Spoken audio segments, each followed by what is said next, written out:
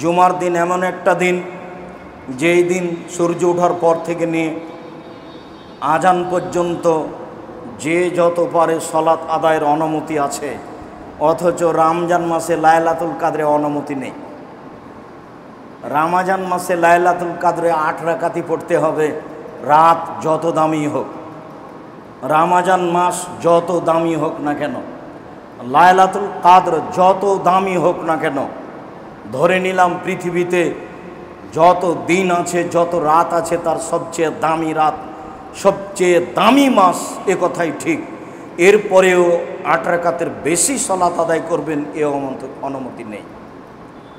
এই অনুমতি শুধু কাবা ঘরে আছে, পৃথিবীর আর কোথাও নেই। পৃথিবীর যে কোনো মসজিদে 2 রাকাত সালাত আদায় করলে যত নেকি হবে, মসজিদে নববীতে 2 রাকাত সালাত আদায় করলে তার চেয়ে 1000 গুণ বেশি নেকি হবে। পৃথিবীর যে কোনো মসজিদে 2 রাকাত সালাত আদায় করলে যত নেকি হবে, বাইতুল মুকাদ্দাস জেরুজালেমে অবস্থিত সেই মসজিদে আকসাতে 2 রাকাত সালাত আদায় করলে তার চেয়ে 1000 গুণ বেশি নেকি হবে। তবে ওই মসজিদে নববীতে রাতে সালাত আদায় করলে 8 রাকাতের বেশি অনুমতি নেই। শুধুমাত্র দিন রাত সালাত আদায় করা যাবে কাবা ঘরে। রাত নেই, দিন নেই, দুপুর নেই, সন্ধে নেই, সূর্য ডুবা নেই, উঠা নেই, মাথার উপরে নেই, কাবা ঘরে কোনো নিষিদ্ধ সময় নেই। এরপরে পৃথিবীতে দ্বিতীয় যেটা সালাত আদায়ের জন্য দামি সময়, সেটা হলো জুমার দিন সূর্য ওঠার পর থেকে নিয়ে আজান পর্যন্ত। এখানে কোনো রাকাতের হিসাব নেই, যে যা পারে। আজান হয়ে গেলে কেউ কারোর সাথে কথা বলতে পাবে না, কাঁধ ডিঙিয়ে কেউ সামনে আসতে পাবে না। মুহাম্মদ সাল্লাল্লাহু আলাইহি সাল্লাম বলেন, জুমার দিন সকালে সকালে নিজে গোসল করলো, পরিবারকে করালো, পায়ে হেঁটে মসজিদে আসলো, কাঁধ ডিঙিয়ে সামনে আসলো না, যতদূর সম্ভব যত রাকাত সম্ভব সালাত আদায় করলো, ইমামের খুতবা শুনলো, তারপরে সালাত আদায় করে বাড়ি চলে গেল, তাহলে তার প্রত্যেক পদক্ষেপ সমান। 1 বছর তাহাজ্জুদ পড়লে জানে কি হয় তাই হবে, 1 বছর নফল সিয়াম পালন করলে জানে কি হয় তাই হবে। বুঝাতে পারিনি এখনো। প্রত্যেক পদক্ষেপ সমান। 1 বছর তাহাজ্জুদ, 1 বছর নফল রোজা। 1 বছর নফল রোজা রাখলে যত নেকি হবে, 1 বছর তাহাজ্জুদ পড়লে যত নেকি হবে, প্রত্যেক পদক্ষেপ সমান তত নেকি হবে। তার নাম জুমার দিন। যদি বুঝাতে না পারি তাহলে আমি অক্ষম, যার কারণে মাঝে মধ্যে বলি যে আমাদের দিয়ে যদি হয় তাহলে তুমি জাতির সামনে আমাদেরকে গ্রহণীয় করো। তার মানে এত দামি কথা জাতির তো জানা দরকার। মুহাম্মদ সাল্লাল্লাহু আলাইহি সাল্লাম 1450 বছর পূর্বে চলে গেছেন, কথা এইভাবে রেখে দিয়েছেন, হাদিসে আছে। আর বাংলাদেশের শতকরা 98টা মসজিদে কেসা কাহিনী দিয়ে জুমার খুতবা হলো, কেসা কাহিনী দিয়ে, আরও কত কি দিয়ে, রূপক কথা দিয়ে, আর কোন কোন মানুষের প্রশংসা দিয়ে জুমার খুতবা হলো। অথচ সেখানে হাদিসও থেকে গেল, কোরআনও থেকে গেল। আমি যে কথা বলছি এই কথা মুহাম্মদ সাল্লাল্লাহু আলাইহি সাল্লাম আজ থেকে নিয়ে 1450 বছর পূর্বে বলেছেন। এই কথার ভিতরে সরিষা ঢোকার মতো অন্তত মানুষের ক্ষমতা নেই। কিয়ামত পর্যন্ত যা বলছি এভাবেই থেকে যাবে। 1 বছর নফল সালাত আদায় করলে জানে কি হবে, তাহাজ্জুদ পড়লে 1 বছর নফল রোজা আদায় করলে জানে কি হবে, প্রত্যেক পদক্ষেপ সমান তাই নাকি হবে। এই কথা মুহাম্মদ সাল্লাল্লাহু আলাইহি সাল্লাম বলেন, আমি বলিনি। এ কথা পৃথিবীর কোনো পীর বলেননি, এ কথা পৃথিবীর কোনো ইমাম বলেননি, এই কথা পৃথিবীর কোনো সাহাবী বলেননি, এ কথা উমরের নয়, এই কথা আবু বকর সিদ্দিক রাদিয়াল্লাহু তাআলা আনহুর নয়, এই কথা স্বয়ং মুহাম্মদ সাল্লাল্লাহু আলাইহি সাল্লামের। তার নাম জুমার দিন। এই কথা বলে আপনাকে বলতে চেয়েছি, জুমার দিনের দাম দিতে শিখতে হবে। আগে সামনে আসলে আগে আসতে হবে, পরে এসে সামনে আসার চেষ্টা করবেন না ভুল হিসাব। আর একজনকে কষ্ট দেওয়ার চেষ্টা করবেন না। যে যেখানে আছেন ভদ্রতা বজায় রেখে আমাকে দেখতে পান আর না পান, কান লাগিয়ে কথা শুনবেন। প্রত্যেকটা কথার কোটি টাকা মূল্য, এমন হিসাব করে আপনাকে দাঁড়িয়ে থাকতে হবে। আমি আপনার দিনী ভাই, শতদিন বলেছি বাংলাদেশের মাটিতে, বিভিন্ন দেশের মাটিতে 90 সাল থেকে এখন পর্যন্ত আমি কোনো অপ্রয়োজনীয় বাক্য বলিনি। 90 সাল থেকে এখন পর্যন্ত আমি কোনোদিন কোনো দল মাঝহাবকে লক্ষ্য করে কথা বলিনি। 90 সাল থেকে নিয়ে এখন পর্যন্ত আমি কোনোদিন ব্যক্তিকে সামনে রেখে কথা বলিনি। 90 সাল থেকে নিয়ে এখন পর্যন্ত আমি কোনো মাঝহাবকে নিন্দা করে কথা বলিনি। সারা জীবন আপনার সাথে চ্যালেঞ্জ থাকলো, আমার বক্তব্য তদন্ত চালিয়ে দেখেন। আমি কোনোদিন কোনো মাঝহাব নিয়ে কথা বলিনি। আমি যখন যে এলাকাতে গেছি তখন কিছু লোক মনে করেছে আজ না জানি কি হয়, তাই নানানভাবে প্রোগ্রাম বন্ধ করার, কষ্ট দেওয়ার চেষ্টা করেছে। আমি চলে গেল, আমার বক্তব্য আছে জাতির সামনে, বিবেচনা করার জন্য আজীবন মানুষের সময় থাকলো। ফাঁকি দিনে বলে আমার দাবি, আমার জীবনে আমি কোনোদিন কোনো মানুষকে ফাঁকি দিয়ে নিজের সুবিধার জন্য একটা বাক্য বলেছি তা আমার মনে বলে না। কোনোদিন মানুষের কাছে আমি পথ খরচ পাথেও চাইনি। কোনোদিন আমি কোনো মানুষকে হিসাব করে বক্তব্য শক্ত হলে কি যে বলবে এরকম হিসাব করে কোনোদিন কোনো বাক্য বলিনি। সম্মানিত দিনী ভাই বোন, মানুষের জীবনে হালাল রুজির অতীব প্রয়োজন। আল্লাহ তাআলা পৃথিবীর সব মানুষকে বলেন হালাল রুজির কথা। আল্লাহ তাআলা পৃথিবীর সব মুমিন পুরুষ নারীকে বলেন হালাল রুজির কথা। এবার আল্লাহ তাআলা নবী রাসূলকে বলছেন হালাল রুজির কথা। ইয়া আইয়ুহার রাসূল কুলু মিনাত তাইয়্যিবাত আমালু সালেহা, হে নবী রাসূলগণ আপনারা হালাল রুজি খান আর সৎ আমল করেন। এটা নবী রাসূলকে আদেশ করেন আল্লাহ যে আপনারা হালাল রুজি খান আর সৎ আমল করুন। নবী রাসূলকে আদেশ করছে, তার মানে নবী রাসূলকে হালাল রুজি খেতে হবে, নইলে সব হারাবে, নবীরও হারাবে। নবীও মানুষ, তিনি অন্য কিছু না। আর বলেন সৎ আমল করেন, সব আমল সৎ নয়।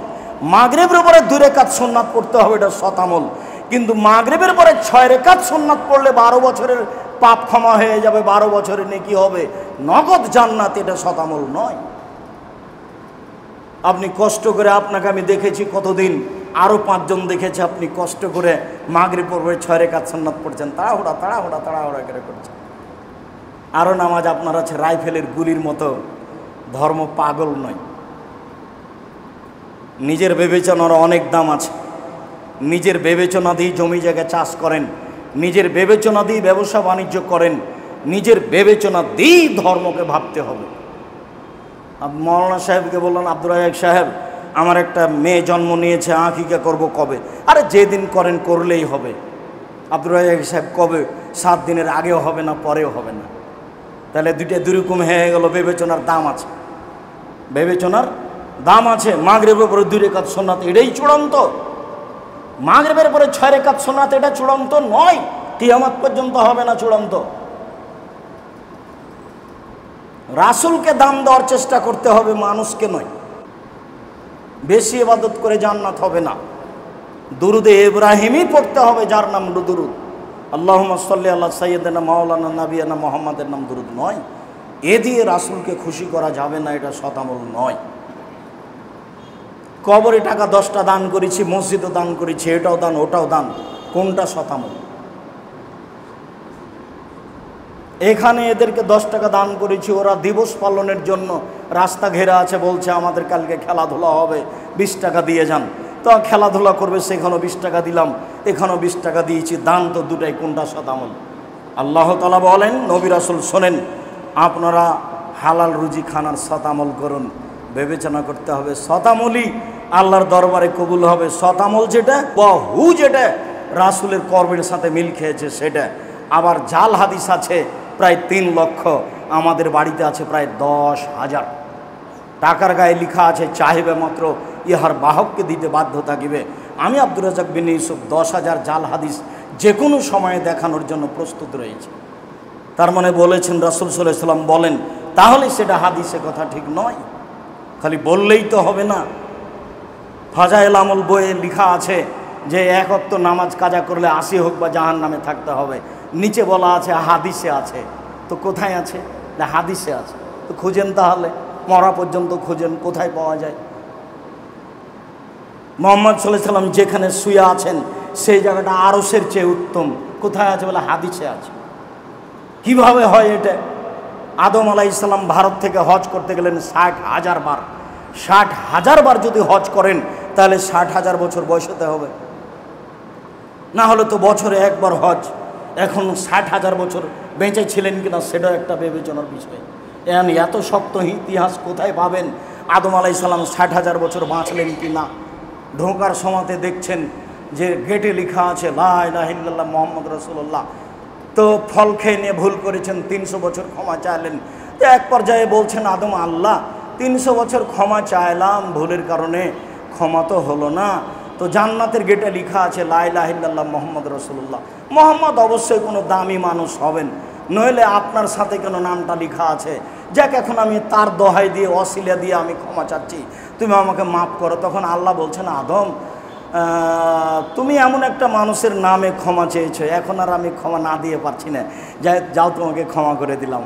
আল্লাহ বলছেন যে আদমকে আমি সব কিছু শিখিয়ে দিয়েছি, আর লা ইলাহা ইল্লাল্লাহ মুহাম্মদ রাসূলুল্লাহ ওয়াসিলা ধরে জান্নাতে যেতে হবে, এটাই তিনি জানলেন না। অথচ তিনি আদম সব কিছু জানেন। ধর্ম পাগল হয়ে গেছে। ধর্ম রাজশাহী চাঁপাইনবাবগঞ্জের হাওয়াই লাড্ডু দোনো হাত মে লাড্ডু আয় চায় उसको খালে বল হিসাব হুজুরকে তওবা করে আসতে হবে, এ কথাই চূড়ান্ত। লা ইলাহা ইল্লাল্লাহ মুহাম্মদ রাসূলুল্লাহ ওয়াসিলা কে বলেছে? ওটা ওয়াসিলা নয়। রাসূল সাল্লাল্লাহু আলাইহি ওয়াসাল্লাম বলেছেন, মান কানা আখির কালামিহি লা ইলাহা ইল্লাল্লাহ ফাদাখালাল জান্নাহ। মানুষের মরার শেষ মুহূর্তে যদি শুধু লা ইলাহা ইল্লাল্লাহ হয় তাহলে সে জান্নাতে চলে গেছে। এ হাদিস সহিহ। এইটুকুই সহিহ, এই পর্যন্তই। বাকিটুকুর কথা মুহাম্মদ সাল্লাল্লাহু আলাইহি ওয়াসাল্লাম বলেননি। তিনি বলেছেন লাক্কানু মাউতাকুম লা ইলাহা ইল্লাল্লাহ, মরে মরে মরে মরে যান যায় যায় তাকে তোমরা স্মরণ করাও লা ইলাহা ইল্লাল্লাহ। লা ইলাহা ইল্লাল্লাহ বললে সে জান্নাতে চলে যাবে, এই কথা মুহাম্মদ সাল্লাল্লাহু আলাইহি ওয়াসাল্লাম বলেন। বাকিটুকুর কথা মুহাম্মদ সাল্লাল্লাহু আলাইহি ওয়াসাল্লাম বলেননি। রাসূল সাল্লাল্লাহু আলাইহি ওয়াসাল্লাম বলেন আফদালু যিকরি লা ইলাহা ইল্লাল্লাহ, সবচেয়ে উত্তম জিকির হলো লা ইলাহা ইল্লাল্লাহ। তিনি এটুকুই বলেছেন, শুধু লা ইলাহা ইল্লাল্লাহ। পৃথিবীতে সবচেয়ে দামি জিকির সুবহানাল্লাহ জিকির, আলহামদুলিল্লাহ জিকির, আল্লাহু আকবার জিকির, লা ইলাহা ইল্লাল্লাহ জিকির, আরও দুয়া সব জিকির, কিন্তু সবচেয়ে দামি জিকির হলো লা ইলাহা ইল্লাল্লাহ। তখন তিনি লা ইলাহা ইল্লাল্লাহ, লা ইলাহা এ পর্যন্ত বলে থামেননি। তখন তিনি ইল্লাল্লাহ এ পর্যন্ত বলে থামেননি। তখন তিনি আল্লাহ আল্লাহ এ পর্যন্ত বলে থামেননি। তখন তিনি হু হু এ পর্যন্ত বলে থাকেননি। তার মানে লা ইলাহা ইল্লাল্লাহ শুধু শতামল, বাকিগুলি সব অশতামল, কুঁড়া দিয়ে টিকা যাবে না। তাই আদম আলাইহিস সালাম বলবেন, মুফাসসির সাহেব বলছেন যে আমার চাচাতো ভাই বলছেন ইনি সবচেয়ে দামি মুফাসসির, তোরা অত তাফসির জানিস না। আরে কি তাফসির করলো? আরে তোরা ওইসব তাফসির জানিস না, একটু বলেন না কি করলো। তো উনি বলছেন যে আদম আলাইহিস সালাম ঘুম থেকে উঠে দেখছেন খুব সুন্দরী মহিলা পাশে, তো উনি হাত বাড়াচ্ছেন। যেহেতু তিনি মানুষ, তখন ফেরেশতা বলছেন থামেন। কেন? মোহর দিতে হবে। মোহর আবার কি? বলে মুহাম্মদ সাল্লাল্লাহু আলাইহি ওয়াসাল্লামের দুরূদ পড়তে হবে। আরে আল্লাহ বলছেন আমি আদমকে সব শিখিয়ে দিয়েছি, আর বউকে কিভাবে হালাল করতে হবে এটাই আদম জানেন না। তো আদম আলাইহিস সালামকে আল্লাহ শিখালেন কি? তার মানে ওই তাফসীর মিথ্যে, ওটা তাফসীর নয়। বউ হালাল, আদমকে বউ হালাল করার জন্য দুরূদ পড়তে হবে, এই জিম্মেদারি আল্লাহ তার উপর দেননি। কিভাবে তাকে বউ হালাল, তার জন্য বউ হালাল করা হয়েছে সেটা আল্লাহ ভালো জানেন, কোনো হাদিসে নেই। অতএব সৎ আমল করতে হবে, অসৎ আমল ধর্মের নামে করলে বিচারের মাঠে টিকা যাবে না, এই কথাই ঠিক। আবু হুরায়রা রাদিয়াল্লাহু তাআলা আনহু বলেন রাসূল সাল্লাল্লাহু আলাইহি সাল্লাম বলেছেন ইন্নাল্লাহ তাইয়্যিব লা ইয়াকবালু ইল্লা তাইয়্যিবা, নিশ্চয় আল্লাহ তাআলা পবিত্র, পবিত্র ছাড়া কবুল করেন না, হালাল ছাড়া আল্লাহ বিচারের মাঠে কোনো ইবাদত কবুল করবেন না। সুম্মা যাকারা রাজুলা, তারপর তিনি একটা লোকের কথা বললেন, ইতিলি সাফারা, যে লোকটা লম্বা সফরে রয়েছে, আশাসা আকবারা, মাথার চুলগুলি এলোমেলো হয়ে গেছে, ঠিক মতো গোসল করেনি, ঠিক মতো চিরনি করেনি, বিপদে পড়ে অয়মুদ্দয়াদাইহে, হাত দুটি আল্লাহর দরবারে উঠিয়েছে, আবার বলছে হে আমার প্রতিপালক আমি বিপদে পড়েছি, তুমি আমাকে উদ্ধার করো। তারপরে আল্লাহ রাসূল বলছেন মাতামহু হারামুন, তার খাদ্য আছে হারাম, মাশরাবহু হারামুন, তার পানি আছে হারাম, মালবাসহু হারামুন, তার পোশাক আছে হারাম, গুজিয়া বিল হারামে, তার জীবিকা নির্বাহ হারাম, আন্না ইস্তাজাবুল্লাহু, তার দোয়া কি করে কবুল হতে পারে? তার দোয়া কবুল হবে না। তিনটে কারণ আছে দোয়া কবুলের এখন। এক, মুসাফির। আল্লাহ নবী বলেছেন 3 শ্রেণীর মানুষের দোয়া কবুল হয়। তার এক শ্রেণীর মানুষ হলো মুসাফির, আর এক শ্রেণীর মানুষ হলো বাপ মা, আর এক শ্রেণীর মানুষ হলো মাজলুম। একটা হিন্দু মানুষের বাড়ি আপনি জোর করে দখল করে নিয়েছেন, ও হলো মাজলুম। একটা হিন্দু ছেলের ভ্যানে উঠেছেন, টাকা না দিয়ে 1 থাপ্পড় দিয়ে চলে গেলেন, ও হলো মাজলুম, আপনি হলেন জালেম। এই হিন্দু যদি বলে আল্লাহকে, আল্লাহ তুমি তার বিচার করো, তা আপনার সব কিছু হারিয়ে যাবে। ও পরকালে কিছু পাবে না, কিন্তু তার কথাটা ইহকালে কবুল হবে। তার নাম মাজলুম। মাজলুমের কথা কবুল হয়, মুসাফিরের কথা কবুল হয়, বাপ মায়ের কথা কবুল হয়, মাজলুমের কথা কবুল হয়। লোকটা বিপদে পড়েছে, কোনো জুলুম তার উপরে হচ্ছে, লোকটা মুসাফির আছে, আবার হাত তুলে দোয়া করলে হাত ফেরত দেওয়া হয় না। হাত তুলে দোয়া করলে আল্লাহ একটু লজ্জা পায়, কেমনে হাতখান ফিরিয়ে দিই, আচ্ছা যাও, যেটা তুমি চাচ্ছ সেটা দিয়ে দিলাম। এটা আল্লাহর বৈশিষ্ট্য। হাত তুলে দোয়া করলে খালি হাত ফিরিয়ে দিতে লজ্জা পান।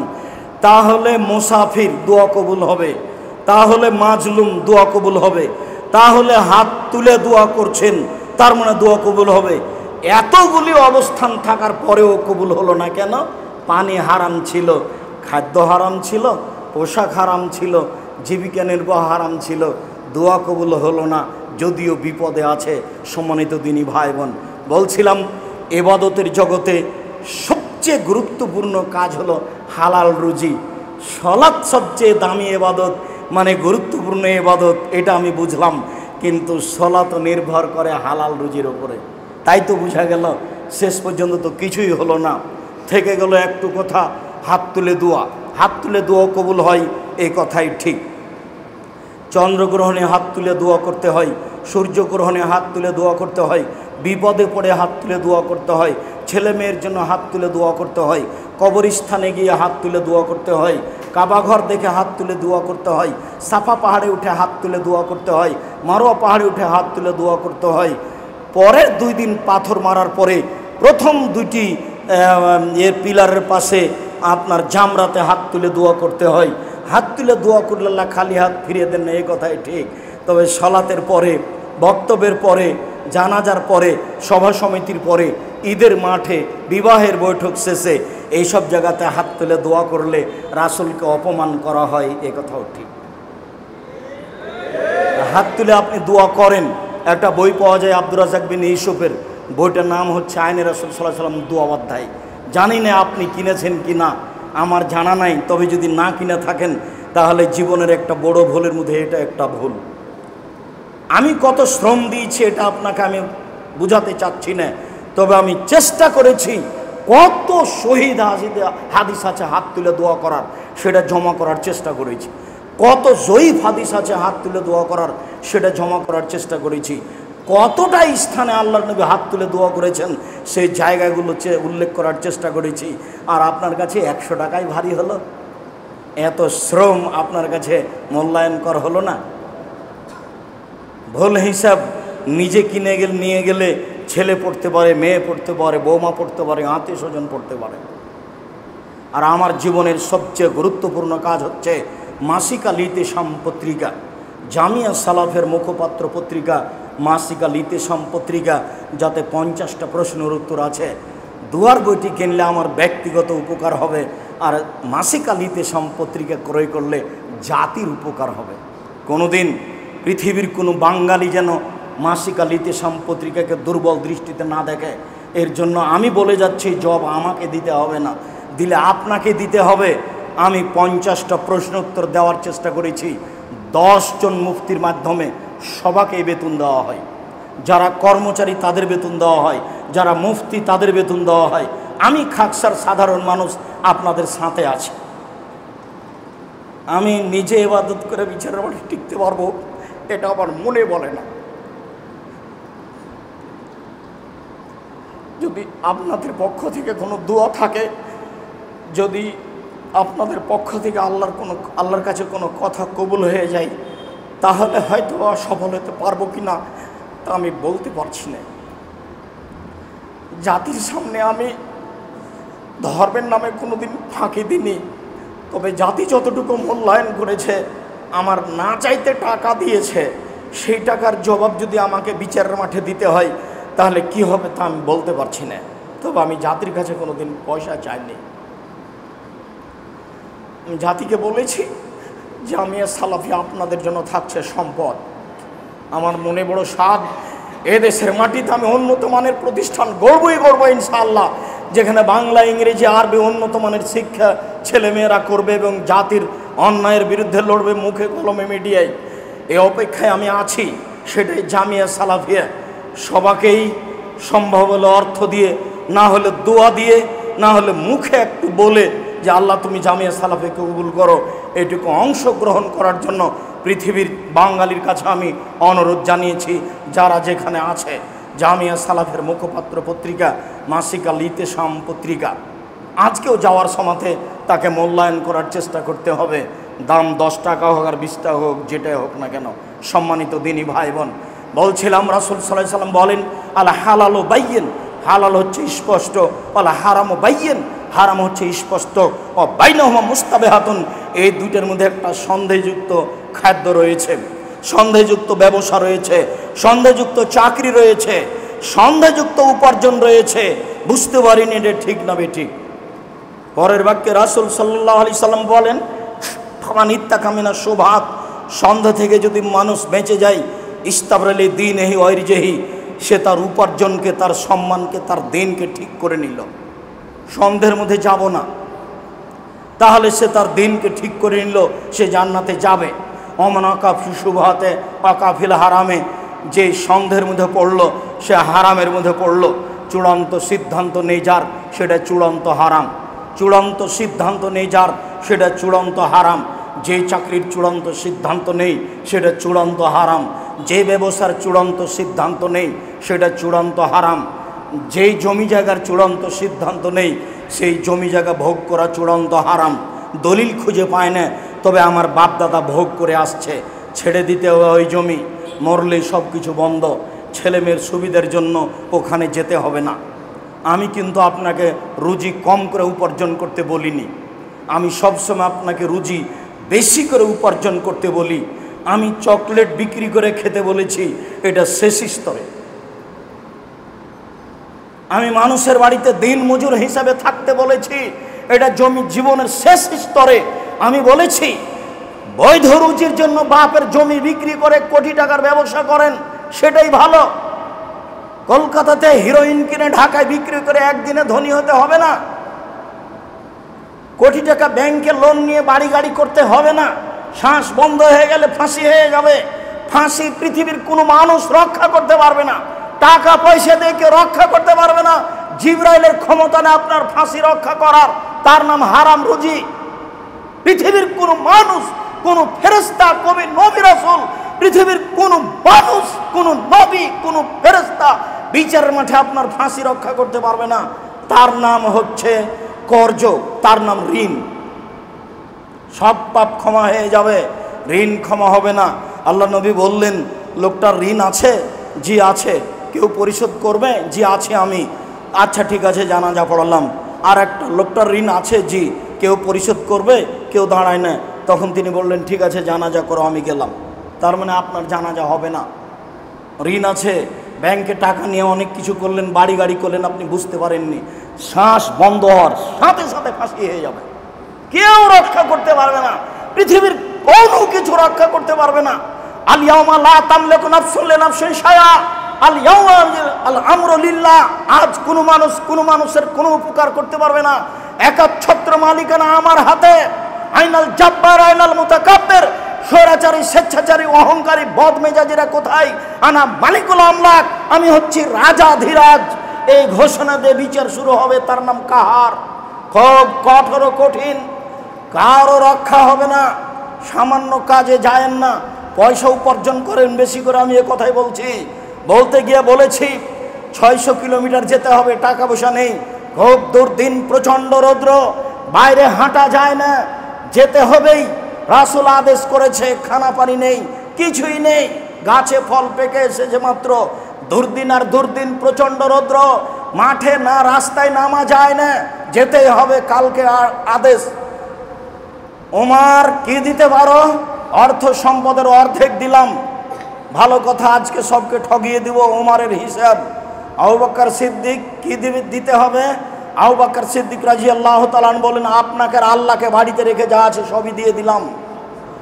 হতে পারে যে ভ্যান ভাড়া হবে না, তবে তিনি যা বলেছেন এই বাক্য ডিঙ্গিয়ে পৃথিবীর কোনো মানুষ আর আগে যেতে পারবে না। ও দিয়ে ভ্যান ভাড়া হবে না। উসমান কি করতে হবে? উসমান বলেন, আল্লাহর নবী, যত মানুষ তাবুকের যুদ্ধে যাবে সমস্ত মানুষের অর্ধেকের যাতায়াত খরচ, খাওয়া খরচ আমি দিব।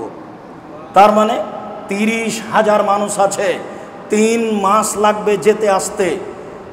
15,000 মানুষকে 3 মাস খাওয়াবেন। 15,000 মানুষকে 15,000 উঁট দিবেন। একটা উঁটের দাম যদি 1 লক্ষ টাকা হয়, তাহলে 15,000 উঁটের দাম কত? তার নাম ধনী। কখনো আপনি ছেলে মেয়েকে নিঃস্ব করে ছেড়ে যাবেন না। আল্লাহ নবী বলছেন যে ছেলে মেয়েকে নিঃস্ব করে ছেড়ে যায় না, যে আর একজনের কাছে হাত পাতবে, সাবধান। হাদিস বুখারী মুসলিম। আল্লাহ নবী বলছেন, দেওয়া হাত খান গ্রহণ করো, নেওয়া হাত খান গ্রহণ করিও না। দেওয়া হাত খান ভালো, নেওয়া হাত খান খারাপ। দেওয়া হাত খান দানশীল, নেওয়া হাত খান ভিক্ষুক। কোনো সময় নেওয়া হাতটা গ্রহণ করবে না, দেওয়া হাতটা গ্রহণ করিও, জীবনে সফলতা অর্জন করতে পারবা। তাই তিনি বলছেন দিন মজুরকে দান করতে হবে, মানে দেওয়া শিখো। সে যা টাকা পয়সা দিচ্ছেন ছেলে মেয়ের হাত দিয়ে দেওয়াবেন, ছেলে মেয়ে দিতে শিখুক। আপনার অবর্তমানে যেন ছেলে মেয়ে মুসাফিরকে খাওয়াতে পারে, অসহায় মানুষকে খাওয়াতে পারে। আপনার বাড়ির নাম হবে মেহমানখানা। যেমন আপনার বাপের অভ্যাস ছিল, আপনার দাদার অভ্যাস ছিল, ওই গতিতেই ফিরে যেতে হবে। শতদিন বলেছি, মনে রাখবেন, হালাল স্পষ্ট, হারাম স্পষ্ট। কেউ যদি সন্দেহের মধ্যে পড়ে যায় তাহলে পরকাল হারিয়ে গেছে। সন্ধে থেকে বাঁচতে হবে কার রাই, রাখালের মতো। ইয়া রাহাল আল হেমা, যে রাখাল আইলে গরু চড়াচ্ছে, সম্ভাবনা রয়েছে আইলে গরু চড়ালে গরুতে ধানে মুখ দিতে পারে। আইল বুঝেন কি না আমি জানি না। আল্লাহ নবী বলছেন, আইলে গরু নিয়ে যায় না, গরু থাকতে থাকতে ধানে মুখ দিতে পারে। ঠিক তুমি সন্দেহযুক্ত রুজি উপার্জন করিও না, তুমি বিপদে পড়ে যাও। মনে রেখো, আলালে কুল্লে মালিকিন হেমায় হেম আল্লাহ মহারে মোহ। আল্লাহর একটা সীমারেখা রয়েছে, মানুষের একটা, দেশের একটা সীমারেখা রয়েছে। বাংলাদেশ শুরু হলে ভারত শেষ হয়, ভারত শেষ হলে বাংলাদেশ শুরু হয়। আর আল্লাহর সীমারেখা হচ্ছে হালাল হারাম।